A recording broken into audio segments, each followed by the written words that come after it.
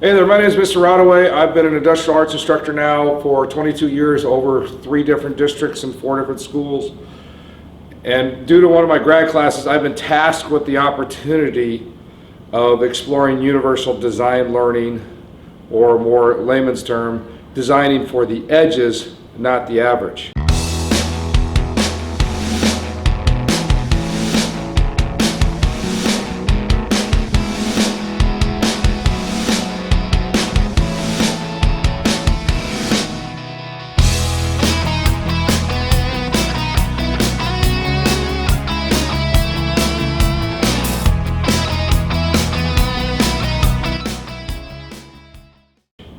The example, one of the videos we watched was an airline or an airplane cockpit seat. With a fixed base seat, you can find the controls an average person could reach. Well, truth is, not many people are average. I always say there's one normal person, there's one average person in the world. Well, do the odds, that's most people aren't. So what they did is design for the edges. We do this in all kinds of things. Where do you think adjustable car seats came from? Handicap accessible ramps. They're not just used for the people that they're designed for, but I've gone up them when I've had my baby in a stroller. I'm not in the mood to do stairs. I'm unloading something into an apartment complex. I will use that ramp. So universal design means we accomplish a task for a certain type of individual, but it actually solves a problem for multiple. Another video I watched, another TED Talk, has everyone has a disability attitude. Right now, my head is pounding because of allergies today. Today, that's my disability. There is all kinds of things that can be happening in this world that can cause a person to, quote, have a disability. Test anxiety, not enough work, or working late, their child or dog passed away, parents got in a fight. All those are disabilities that we have to account for as teachers. Welcome to one of my classrooms. This is my environment that I work in every day, and if you look around as a regular classroom teacher, you could be cringing right now. This room could be labeled as a disability to a lot of our students. The openness, the not in the normal seating, the noises. Well, how do we handle the noises? For some of our kids that have autism, we've had several this year and the years past, a set of earmuffs. It tones down all the background noises. We have to adapt, but what we need to do is start out with our essentials. What do we want the kids to know? And in a shop class or an industrial arts class, it is knowing safety and accomplishing a project. We have students that start out on level 1 to level 100. The problem is most students don't know what level they're on, nor if they do, they won't tell you. For example, the student that could be on level 50 might think they're on level 75 because they've been working with grandpa their whole life and they know how to use the tools. Well, they do have a basic background of the tools. Not all the information, or maybe they have been getting away with an improper use. We have to combat that. And again, even though seems like an advanced situation for that student, it's actually a disability in our classroom.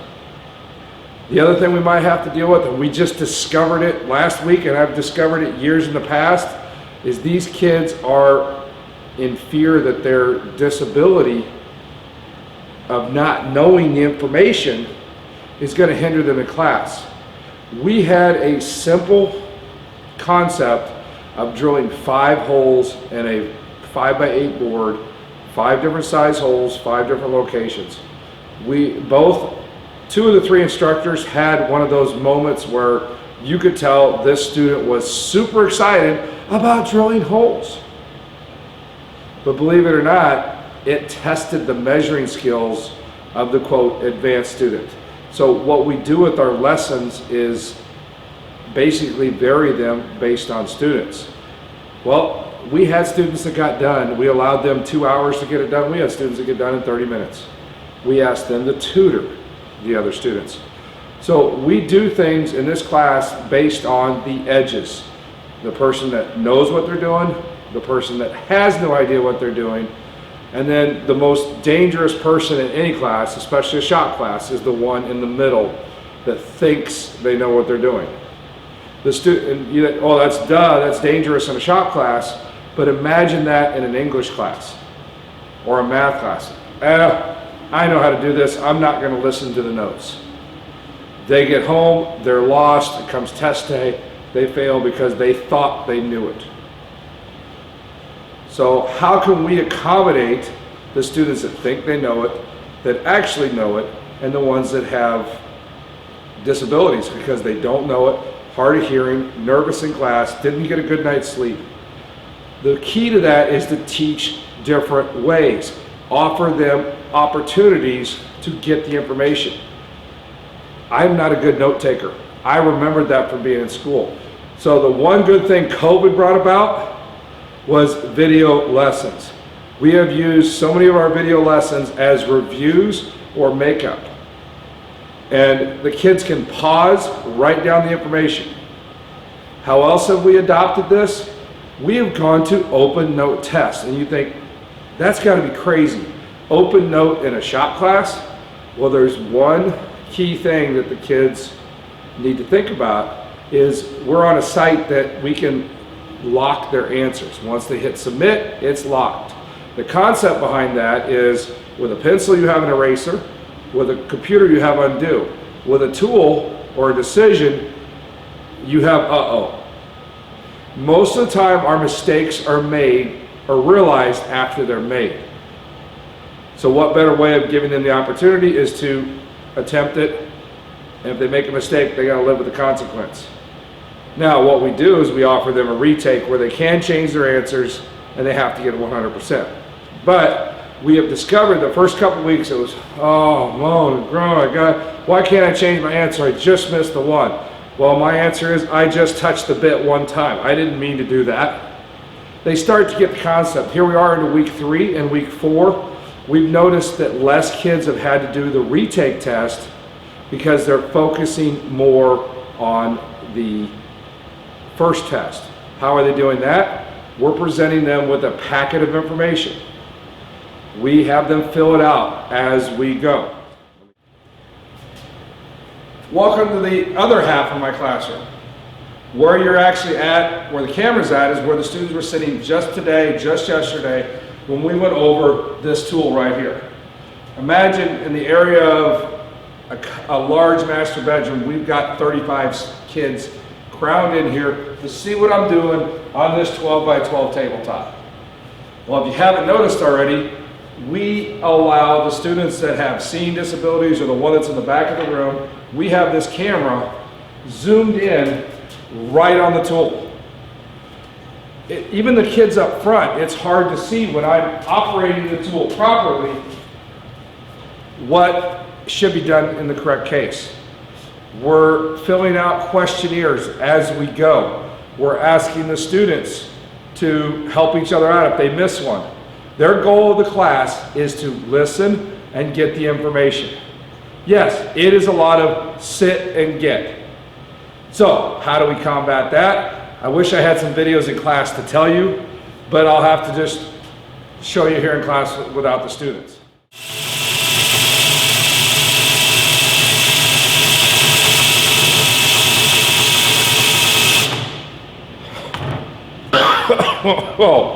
Well, if you're semi-familiar with drills, you should understand that something's not right in this situation. This is one of the things we do in our demonstrations that teachers inherently have to do. I've learned over 20 plus years that you have to be an entertainer, because guess what? Safety's boring. It's a sit and get. We've established that. So one of the things we do is we ask for a volunteer. Students get to get up, they get an opportunity to use the drill, and you do this with the confident student, the one that thinks they know what they're doing, the ones that are pretty sure that know what they're doing, and it's simply put the drill in reverse. Because if it's in forward, no problem getting through the hole. Now, the entertainment part of you got to find a good kid that can handle the setback. But then what we do on the other side of that coin is we'll go ahead and give this drill, and in the process I will hit the switch right here and click it into forward mode while the class is kind of noisy, while I'm talking extra loud, and I will give it to one of the smallest students in the class. And once the drill's in forward, it drills like it should. So now the kids are paying attention. What just happened? I might make a joke about smoking in school, things like that, and it's getting every kid engaged. I talked about the sit and get with the notes. I've tried the sit and get, just going over it.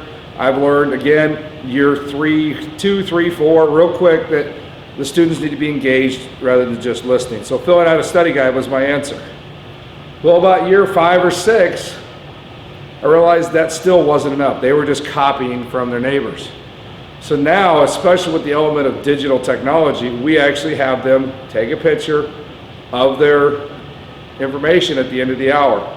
If it's not filled out, they need to explain to us in a private comment on our class page why they didn't have it filled out. And they're brutally honest. We watch them in class and we tell them, be honest with us. Don't fluff the story too much because we saw what you were doing in class.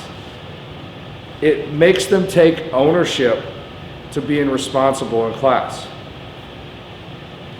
In addition, for the kids that know what they're doing,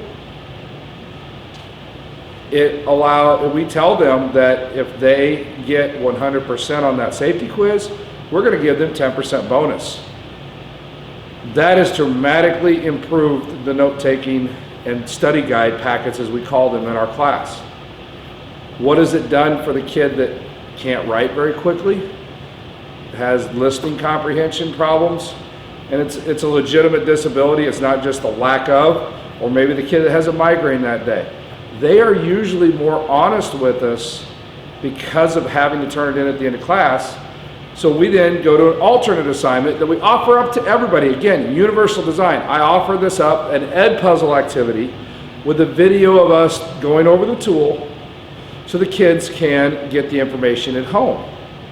They can pause it as they want to and replay it as they need to. The other thing that accomplishes is getting rid of the missing the live demo. We pretty much have a half-hour version or less of the live demo just without the students. So again, universal design learning. We've accomplished the kid that has trouble comprehending or writing. We've taken care of the student that thinks they know what they're doing, so they're now helping other kids, taking notes, getting the bonus on the quiz. The middle of the road student that, again, is more focused because they want to get that bonus. They want to get up here and use the tool. We use comedy in our routines. We stay safe, obviously, putting the drill in reverse. It's comical. It's not any danger to the students. And we assure them that. So now we're into week 3 and week 4 of safety. It's amazing the volunteers that get up here because the class isn't just hold the drill with 2 hands. Hold your finger off the trigger. Make sure the drill's in forward. I sit there and ask the kids, if I would have just said, make sure the drill is in forward, you guys might have wrote it down. Some of them goes, I probably wouldn't even have written it down. I know that, which is totally true. I said, but how many of you now will make sure the drill's in forward or know what to do if it's not working right? And 99% of the students raise their hands. Well, obviously, universal design learning applies to our class very heavily because we have to go with the kid that's been around tools all their life and the kid that's been around a screen all their life to get them out of their comfort zone. The kid that's been around the tools, we have to make sure they really know what they think they know and then get them to help. Sometimes they discover that nurturing ability. The kid that's been in front of a screen their whole life, we have to get them out of their comfort zone. The kid that's already comfortable but unsure, the notes, the incentives, the comic acts during the tool demos, those things keep the students engaged. Now, how do you do that in a regular classroom? Stick to what you need to know. Focus on the essentials only. Okay, the advanced kid, go above the essentials. The beginner kid, stick with the essentials. But get to know the kids. Like one of the examples I was taught years ago when I was in another PD class. I don't know the exact specifics or who it was, but the concept of it was an English class where they read a story about a family, lived on a farm. You know, the name of the study or story or situation was called Diesels to Daisies, or Diesels versus Daisies. This student, who was a monkey wrench, gearhead, whatever term you want to use, the kid loved working on engines and building things. So reading about the farm life or a family life just did not excite him in English class. So the teacher tried something new, allowed him to read books on mechanics, store autobiographies, information books. The kid passed with an A and even improved on his language skills. Not only reading, stayed interested, and learned and got better at reading and writing. So that's the key to universal design learning, is getting to know your students so you can figure out which ones are on the advanced end and which one are at the beginning ends, and don't forget about the ones in the middle. Hopefully you can take one of my concepts of multi-projects and move it into your classroom. Okay, for an example, a math class, we had a situation a few years ago, a student, we were doubling and dividing fractions. Very boring, very basic math. We do that on a whiteboard. Imagine how boring that could be. But when you make them pull out a ruler and find the center of the board dividing a fraction, they can visually see it, visually take their time, put their hands and fingers and eyes and brains and ears all into motion at once. That student, their response was, that's what they named their math teacher, was trying to tell me. That was a moment of excitement. The fact that student drilling holes for their first time was a moment of excitement. That's what we do at our beginning class. Our advanced class, actually at the end of our beginning class, we give the students a choice. They've gotten out of their comfort zone. Do they want to tackle a little basic project, or do they want to move on to the big project? The only difference between the big project and the little project is how many holes they have to drill, how many cuts they have to make. If you can drill 5 holes, you can drill 25 holes. But we're not going to stress that beginner out with 25 holes. If they want to take it on, we make sure that, hey, are you aware this is going to take some extra time? Are you up for it? And it's amazing how many kids are like, yes, I'm up for it. Well, then we move on to the advanced levels. This doesn't stop with our first year shop. I've had kids pass my class with A's in the advanced class, carving a sign using our computer carver. I've had students pass with an A building a multi-$100 poker table that went to the state competition. The difference is that student that made the sign with the carving machine was a beginner student. They'd gotten out of their comfort zone in year 1. Measuring was tough. But this kid loved operating a computer, and he loved being in the shop. So what better way to put the two together? And yes, I was fortunate enough to have that technology in my classroom, but to put the two together, allow them to learn how to carve the machine or program the machine, carve out a sign, and take a gift to their aunt and uncle. That was a huge accomplishment, and the grin and smile and just the pride that student had was amazing. They were in there also giving fist bumps, high fives, asking questions to the kid that was just across the room building a $400 poker table, which had 208 angled cuts. So not only were they doing something that they were confident and still learning from, they were curious to figure out how to take it to the next level. Both of those students still have graduated 2 years ago. They still contact me today versus social media, stopping by the school. That's the impact you can make by adjusting your classroom to the extremes, not the average. So this world behind me is my domain. I am blessed to have students that want to be in my class. I have the utmost respect for the core classes because they have to deal with the kids that want to be there and the kids that don't want to be there. So again, hopefully you can get something from this video. If you're a core teacher and you stumbled upon it because you were looking for the universal design learning concept, adapt. Math class, use measuring. Science class, use the board, how trees grow. History, use furniture. Those are concepts. We actually say shop class teaches or is an encompass of all the classes. The one everybody kind of goes, puzzles at me and looks like, how in the world do you teach foreign language? I go, have you seen a tool manual lately? So hopefully you got something out of this video. If you're here as a woodworker, hit like, subscribe. Definitely go look at my project videos, my instructional videos. If you're here as a shop teacher, that's what you're probably looking for too.